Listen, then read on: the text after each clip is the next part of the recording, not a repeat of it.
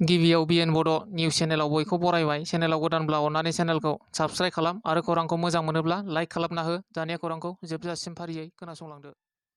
आसामाव थांनाय साननैसोनिफ्रायनो जुब जुब अखा हागासिनो।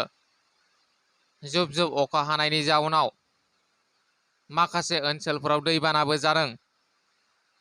बेबायदि समावनो भारतारि बोथोर बिगियाना माखासे जिल्लाफोरखौ हाई एलार्ट एबा रेड एलार्ट फोसावदों। रेड एलार्ट फोसावजानाय जिल्लाफोरा जादों क'क्राझार, चिरां, बाक्सा, बरपेटा आरो बङाइगाव। एसेबां पुलिसनि साख्रि ओंखारदों, नाथाय जों मोना। बे बाथ्राखौ बुंदों सासे लाइमोना। जोंहा हाइट वाइट जेबोआनो गैया। एसेबां पुलिस साख्रि ओंखारदों, नाथाय जों मोना। नाथाय नागालेण्डनि 4 फुट सिख्लाफोरा साख्रि मोनो, नाथाय आसाम पुलिसाव मोना।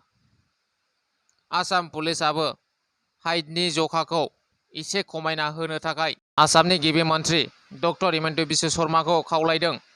सासे लाइमोना बर' सावथुन नायनो मोजां मोनग्रा रायजो राजाफोरनि थाखाय गोजोनथाव खौरां।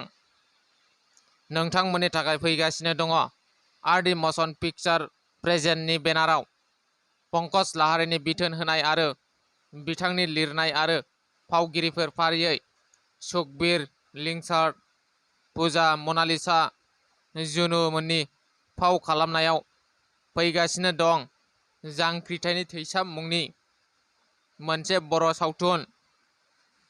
बे सावथुनखौ मैया चिरां जिल्लायाव थानाय चापागुरिनि हिमालया हटेलाव गुबै जागायनायखौ बेखेवनाय जाबाय।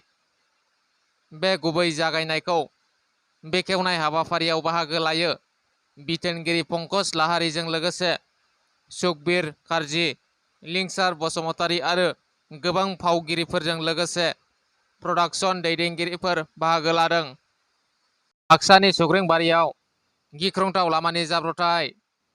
सासेया जायगायावनो जिउ गोमायो आरो सासेया गोब्राब जोखोम जायो। गोब्राब जोखोम जानाय सुबुंखौ देहा फाहामसालियाव दैथायहरो। AS 15T 5426 नाम्बारनि गारिया आपाची बाइकजों थांनायाव मोखांजों मोखां सौग्रावनायनि जाहोनाव बे गिख्रंथाव जाब्रबथाया जादों।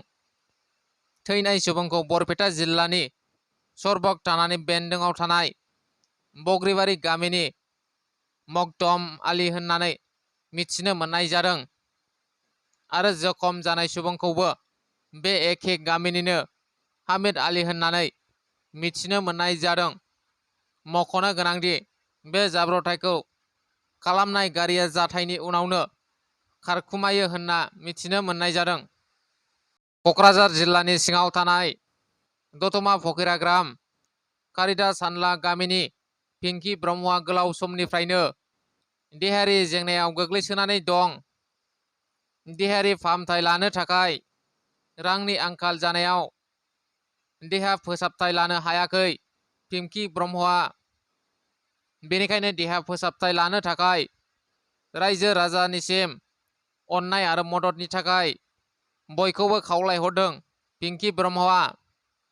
सोरबाफोर अनसुंथाइ होनोब्ला account number 4061952704 IBC code SBIN 440119 mobile number 9394096175 बे जानबुं अनजिमायाव खौरां लाहरनो हागोन। बिस गोनां ना जानानै सा 43 सुबुंफोरा देहा फाहामसालियाव। नागालेण्ड लंगलें जिल्ला पसिं मुंनि गामिनि गासै 43 सुबुंफोरा बिस गोनां ना जानानै गोब्राब लोमजाना जिल्ला देहा फाहामसालियाव फाहामथाय लागासिनो दं। पुलिस बिफाननि बादिब्ला थांनाय शुक्रबार फुंनि 11 रिंगासोआव बे गामिनि सुबुंफोरा सानजौफुनि आदारजों ना जानायाव बे जाथाया जादों होनना सन्देह खालामदों। बे जाथायखौ खौरां मोननानै जिल्लानि एसपिआ जिल्ला फाहामसालियाव थांना खौरां लाहैयो। जाय बिथांमोना बे सानजौफुनि जामु जादों बिथांमोन लोमजानाय खिनाय गोबानाय, उदै सानाय जानायाव देहा फाहामसालियाव थिसनो।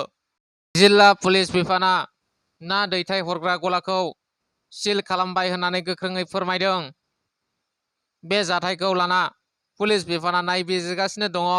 बेखायनो बयखौबो गावसोरखौ हेफाजाब होनो आरो गोसारनाय खौरांनिफ्राय सांग्रां जानो खावलायदों।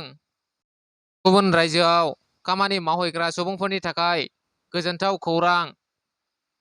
लुमियार ग्रुप अफ कम्पानिनि मावख' बेखेवदों बेंटलाव।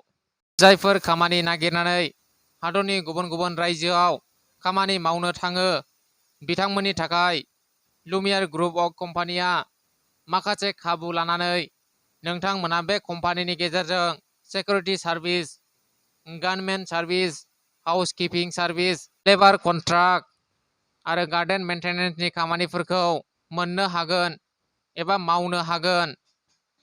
बिथांमोना फोरमायनाय बादिब्ला बे सार्भिस सेन्टारनि गेजेरजों रेजिस्ट्रेसन खालामनानै थांनो हागोन होनना बुङो। बिथांमोना कम्पानिजों टाइप खालामनानै बे सेन्टारखौ खुलिदों। नोंथांमोनहा बेफोर खामानिनि सोमोन्दै आबुङै मिथिनो थाखाय थोंजोङै मावख'आव जगाजग खालामनो हागोन। जानबुं अनजिमा 8134050999 आरो गुबुन मोनसेबाव 9566533174। दिनैनि खौराङा बेखिनियानो। गोजोन्थों।